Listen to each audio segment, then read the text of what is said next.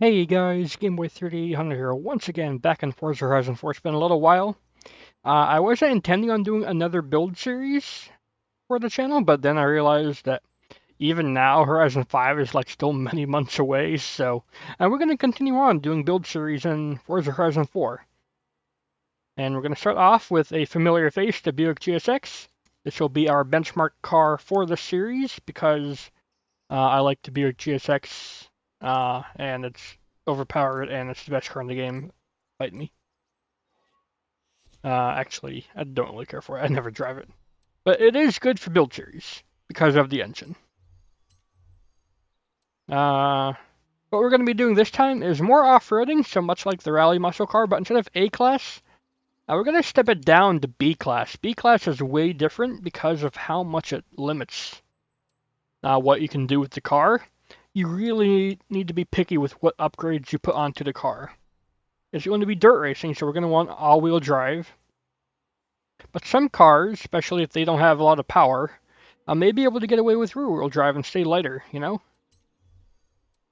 We're going to go full engine build, though, because we're definitely not going to have any PI to put on any tire upgrades, so we're going to go full beans with the engine. And, yep, that's the rear tire widths. In B-Class, you won't really get any advantage from putting on aerodynamics. You're not really going fast enough. I'll put it on if it'll decrease PI or something. Otherwise, I'm going to go for some chassis rigidity all the way up and rally suspension. And we're going to be going around the Mortimer Garden, so there's not too many big braking zones, so maybe one stage of brakes will be fine. Anti-roll bars will be very nice. And we could go for weight reduction, but none of the cars in the series will be very light, so we're just going to go for power. Look at that. Then with the last of our PI, we go for some of that.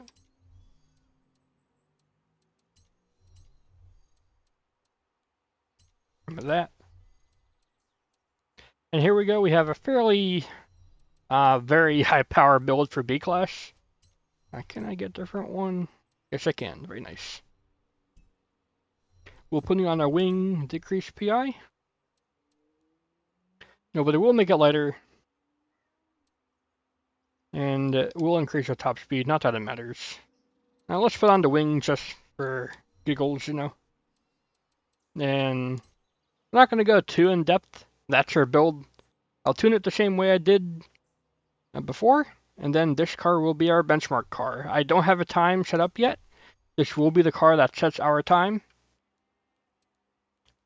Now, even though this car has a lot of power, I've discussed before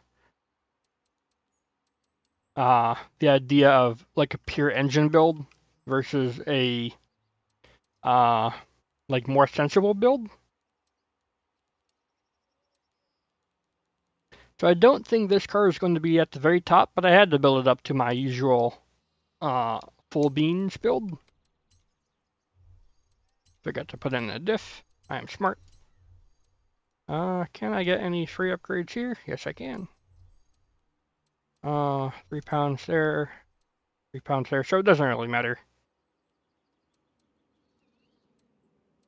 Yeah, it doesn't really matter. So I'll just do the gearbox. We're not going to be fully adjusting all the gears. Its stock gear ratio should be fine. Says we're not going to be going too high in the rev range, even though we can rev up to 6,000. Red line starts at like 4,500, so game is flawless. Alright, so same kind of thing here.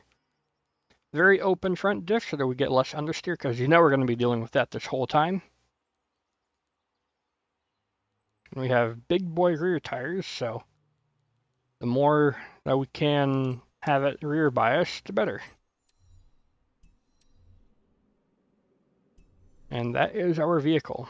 I have no idea what this car is going to do benchmark-wise. Let's go ahead and set the waypoint. I'll let this be a feature of the series where we just drive it to the track so that we get a little feel for it.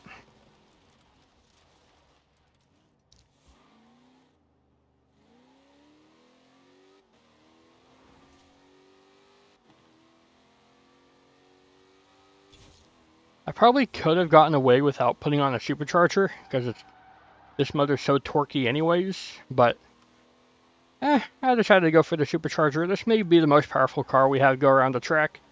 It probably won't be the fastest. If we can fit, rally tires on any build, that probably win.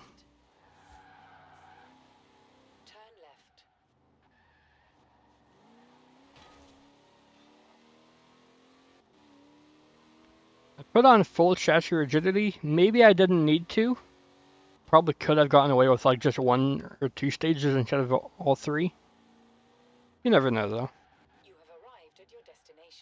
Alright, so more Timer Gardens. We're gonna go and do rivals for B class. And we're just gonna do the 3-minute rival time. Just because that's a guaranteed win. This is continuing the muscle car series, so after the Buick, we will be continuing on from where we left off after the Holden. I forget what's gonna be up next. Pontiac? Plymouth? I don't know. One of those. And it's the same thing. We will give ourselves 5 laps around. The best time will be the one counted.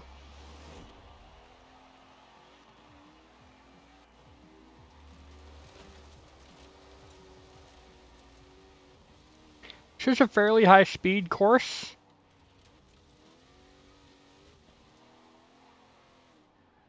But it does still have some braking zones. That's the biggest one right about there. I think the one in turn 1 is also fairly big. It shows the surface because it's got some big bumps and jumps, but it also has some tarmac.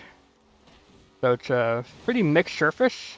Heavier cars will jump through the water easier, I think, but may have a harder time slowing down. So it's a trade-off. Do you go for better through the jumps and water, or better on the road section? I'm hoping a car like this will be fairly balanced, you know? Need to learn the lines of this course. I haven't driven it in any practice yet. We're going to continue lapping because we beat the target time by 2.5 minutes. Oof. I'm going to see if I can go for that. With some cars, that's probably going to be the faster line. But, I may not get it. I tried it there. The Buick is just too fat.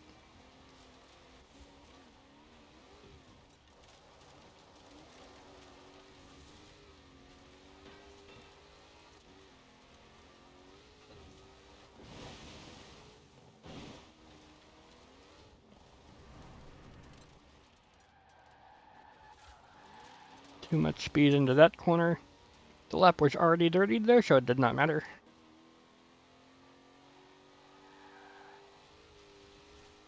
This engine can rev pretty high, actually. I didn't realize. Not that we're using all the revs most effectively, but you know what I mean. The game reckons it can only rev to 4.5 or 5,000, but we're revving over 6. Alright. That's how you take that line. Yeah, a straight shot into this corner, I think, will be the way to go. A little bit of e-brake there. Get the back end turned. Use that torque, get us out of that corner there.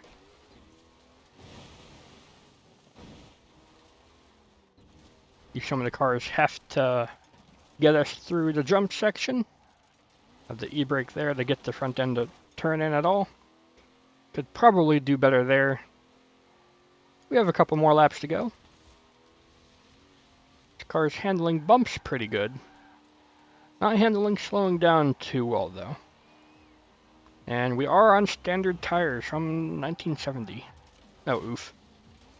As I was saying that, we do a 1970 standard tire thing of slide into wall.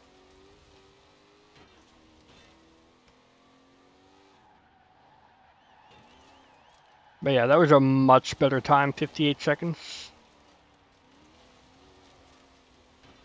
Granted, we didn't smack into a wall or monument or anything like that last lap. This lap won't be as fast because we dirtied the lap. smacking the wall here is not a faster way to go. It'll only slow you down.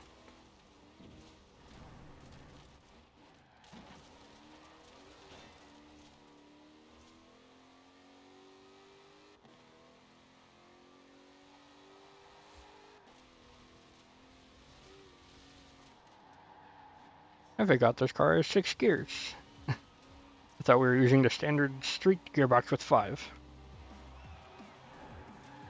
Alright, let's make this a good last lap.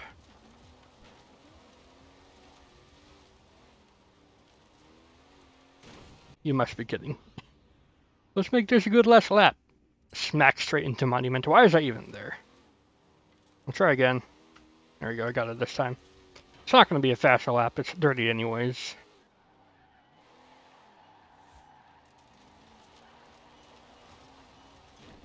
Yeah, really not going to be faster this time around. Oh well.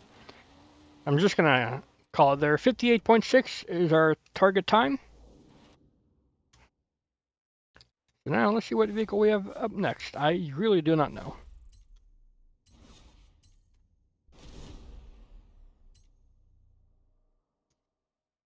Where's that driver's name? Sir Lobster? That was my next target?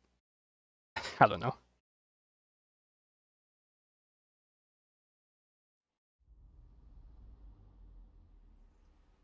Right, so back to home we go.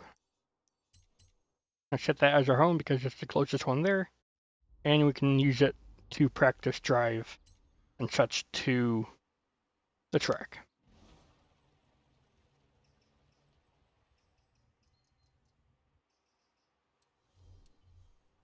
And so my cars, we are going to sort by classic muscle.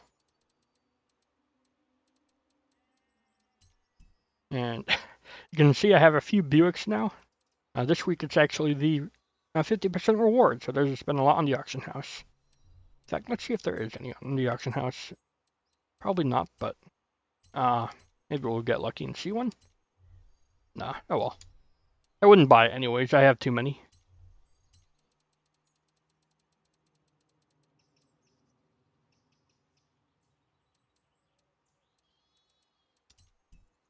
Alright, so we did basically all the Fords and up to Holden. We do have the Hoonigan.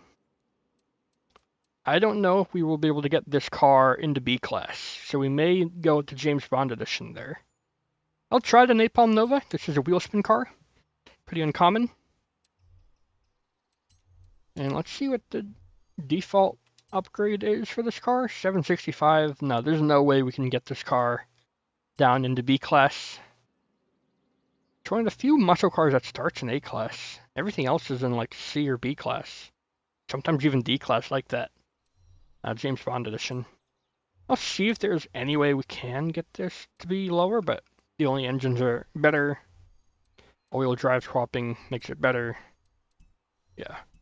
So no Napalm Nova, big saws. That's got the 9-liter V8. It's insane.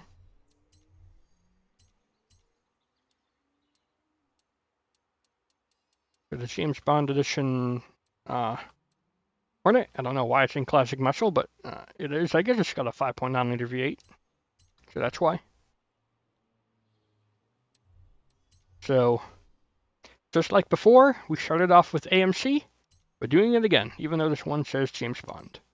We're going to reset the default upgrades so that we have a clean slate. And this one's in D class, so we have a lot of PI to play with here.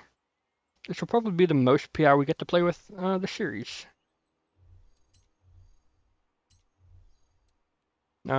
Engines, we're going to try to stick with the stock motors for the series, just like we did before. I will supercharge it, because this engine is woefully underpowered. Tires. We got big boy tires at the back. Because we do have the PI to play with, I am going to all-wheel drive it. Like I said, we may not all-wheel drive swap everything if they don't have the PI, but this car definitely does. This car also has, it uses string for front tires, standard, so we are going to put one tire width upgrade there. And now, go ahead and put that in. We have almost 100 PI points to play with here. We can put on rally tires. And you know, I think that is the call to go for here. We'll be able to get a direct comparison of a car with rally tires and a car without rally tires right out of the gate.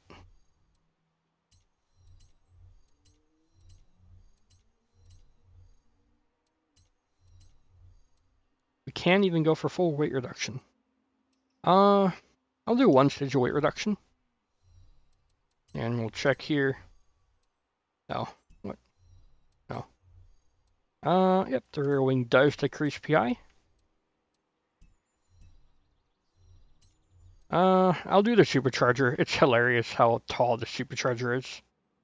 It's like double supercharged. And it decreases weight by 6 pounds, somehow.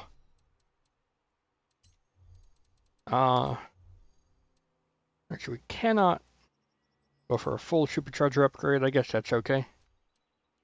Can make it a 6.2 liter V8 with some displacement upgrades.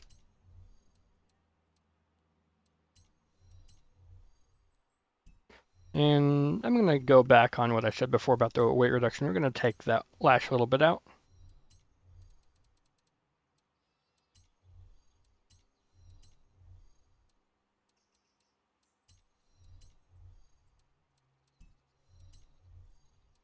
Nah, kind of didn't think so, but also worth a shot.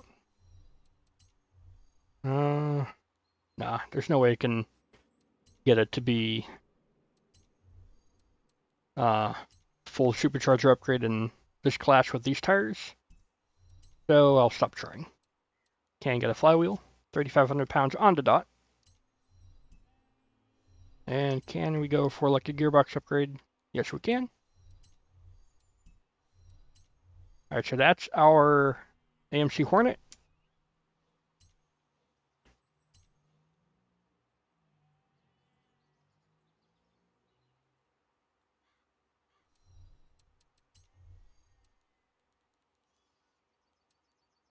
And for fairly low pressure tires, probably don't need to go that low, but I'll do it anyways.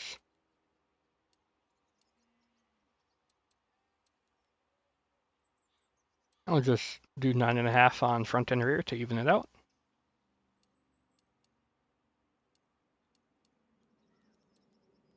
Tiny bit stiffer on the suspension, because there are road sections. We don't want it to be too wallowy.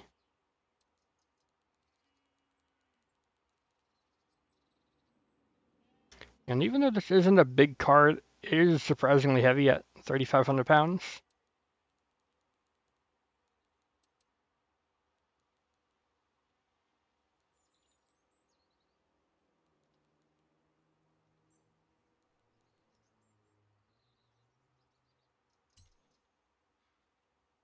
And that's our build for the AMC Hornet. Let's see how it drives.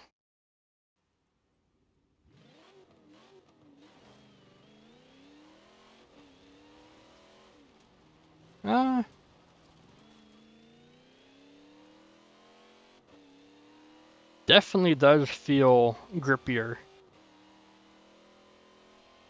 It does have way better compound tires. How is its brakes? Brakes are pretty good. I'm going to tighten up its gear ratios so that now we can get better use out of its lower power. 410 should be pretty good. 140 on the dot. There we go. The top speed.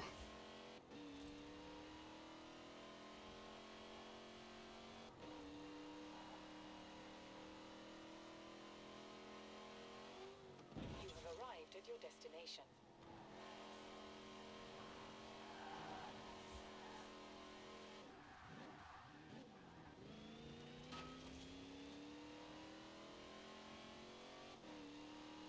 So yeah, this really will be a power versus grip kind of series, I think. This car definitely way grippier because of its much lower starting PI, but a lot less speed.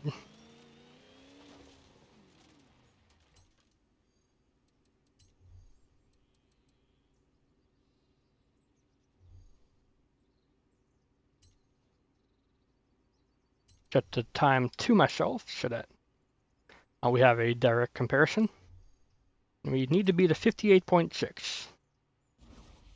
Let's see how we do. I love that supercharger. Pretty sure it's a bug. It's been like that since launch. You know they will never fix it.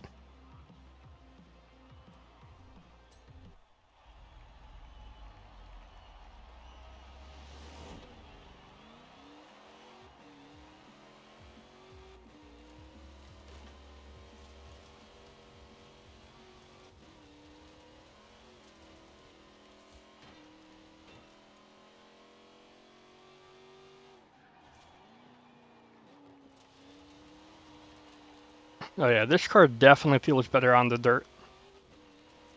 You would expect so because the tire compound is like 2 or 3 stages above that of the Buick, but this is where we will start to lose out. The Buick is going to be able to run away through the jumps and through the water. It's just got so much more power. I don't need to brake as early as the Buick, but also I do get affected by street furniture, it seems. The Buick, I don't think, had that problem. So we were pretty close. Let's see how our first flying lap is.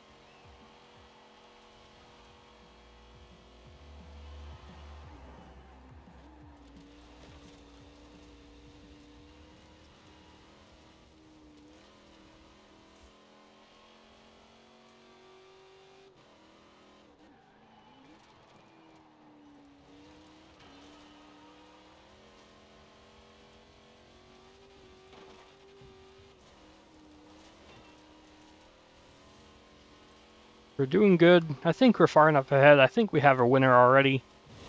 We will keep going, though. Although I say that the Buick did catch up a lot right there if you saw on the minimap. Oh dear. Yeah, I need to get that turn way better, I think. There it goes. Yeah, that's going to be a problem. To run up this hill, power builds more so than this little car will be able to shine coming up the hill, I think. Let's try again and not make a mistake at the last turn. Remember to downshift as well. Man, street furniture with this car is a real pain. I do get really good slow turning, though.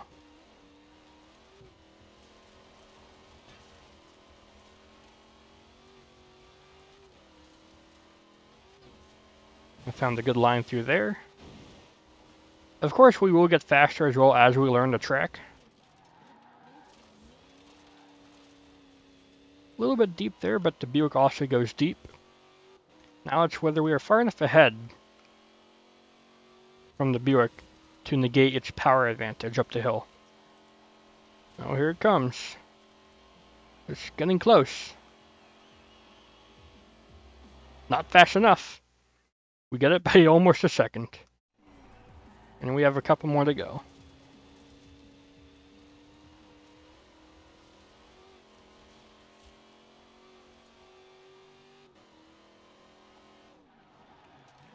I did not get that turn as good as I have before.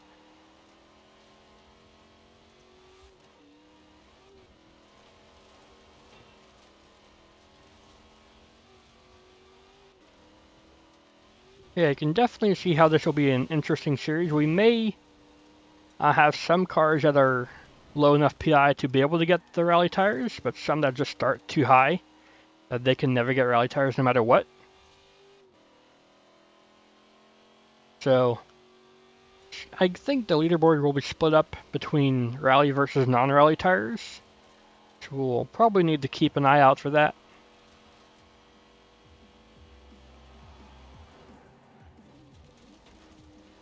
.4. Over a second faster than the Buick. The Buick does still catch up because of just how much power it's got. But the grip we have off-road is way better. Like I said, it's pretty fast-paced off-road, so you don't get too many low-speed stuff for the rally tires to really do their thing. but still, it's enough. And it being enough is all you need to have. A way better final turn. Probably could have stayed on it. I got off it for just a second to help turn in. But yeah, the AMC Hornet setting the benchmark by quite a bit. Oh, I don't think I got a better time, huh? 57.4, really good time for the AMC Hornet, and it's going to be the benchmark moving forward. I hope you all enjoyed. I will see you all in the future, and this may be the last series I do, but, you know, given how far away Horizon 5 still is, no promises. So, that's it. I'll see you all in the future. Goodbye, everybody.